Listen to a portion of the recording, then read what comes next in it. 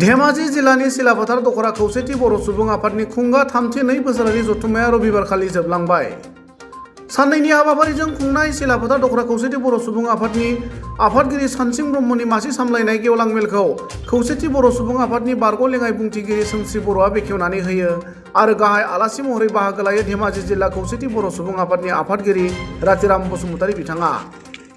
बे मेलावनो थांखि जानाय बुंथिगिरि आलासि महरै धेमाजि जिल्ला एबसुनि आखान्थि नेहाथारि बिनन्द नार्जारिया बाहागो लानायजों लोगोसे धेमाजि जिल्ला बर' थुनलाइ आफादनि बोसोनगिरि सुसिल बसुमतारी, सोरां बर' गेजेर फरायसालिनि गाहाय फोरोंगिरि दैस्लुं रामसियारि आरो ओनसोलनि गोबां दैदेनगिरि रायजो राजाफोरा बाहागो लादोंमोन।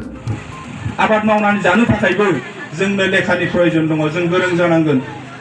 जों गोरों जायाब्ला दिनै जोङो जोंनि गावनि आथिं गसंथानायाबो गोरलै नंलिया। जों बेनिखायनो जों खावलायदों जे दिनै जोङो मुंख'नांगोन जे जोंनि बर' फाव उपेन्द्रनाथ ब्रह्मआ जोंनो जा बोसोन होबाय बा दुलाराय बर' फरायसा आफादा जा मिशन लानानै खामानि मावबोगासिनो दङ। दा बेनि लेखायनो जोंबो जोंनि खौसेथि बर' सुबुं आफादाबो दिनै जोङो बड'फानि मुंखौ लायाब्ला जोङो लायाबासिनो जों थानो हानाय नङा। दिनै जोङो जोंनि उन्दै उन्दै जा फरायसा फरायसुलिफोर जोङो नोजोर होनांगोन। दिनै गथ'आ फरायसालियाव थांदों, दिनै बे गथ'नो दिनै माबोरै खस्थ' मोनबोदों, आफादखौल' दाबा मा जायो बा आफादखौ फोथांना लाखिनायाव जोङो बेसेबां खस्थ' खालामनांगोन बा नाजानांगोन बा जोङो फोथांना लाखिनोबा जों माबोरै जानांगोन। जों दिनै हारिखौ फोथांना लाखिनोबा साफ्रोमबो जोंनि रायजो राजा बिथांमोननि जोंनो मदद नांगोन। दिनै गंसे LP स्कुला गां गां दं। बेयाव जुदि रायजो राजाया गाव गावनि बा हौवाफ्रा फालो फालो माने जालियाव अन्थाइ सालियोमोन, दाथ' नुला।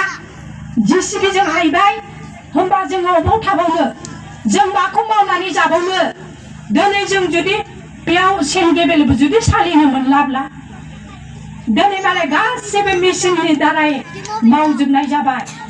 बे मेसिननि दाराय जुदि मावजोबनाय लेङाइ आफादफोरजों लोगोसे बिथांनि मावथि लोगो बिथांमोन, लोगोसे गाहाय नेताफोर लोगो बिथांनि मावथि लोगो बिथांमोन, लोगोसे दिनैनि जोंनि बे फेरफेला बेरायनायाव नुजाथिफैनो हानाय जोंनिनो सिलाफोथार दखरा खौसेथि बर' आफादनि बोसोनगिरि आदामोन, लोगोसे दखरानि सिङाव थानाय मोनफ्रोम गामिनि नुजाथिफैनो हानाय गामि दैदेनगिरि आदामोन आरो लोगोसेनो दिनैनि बे फेरफेलायाव बिबान लायो बे आफादनि जिथुनि नेम निथि, बे नेम निथिफोरखौ मोनथिनो रोंनांगोन आरो बेनि आफादनि नेम निथिजों थांफानो हानांगोन। बेसो जोंनि बे आफादनि मोनसे थांखि।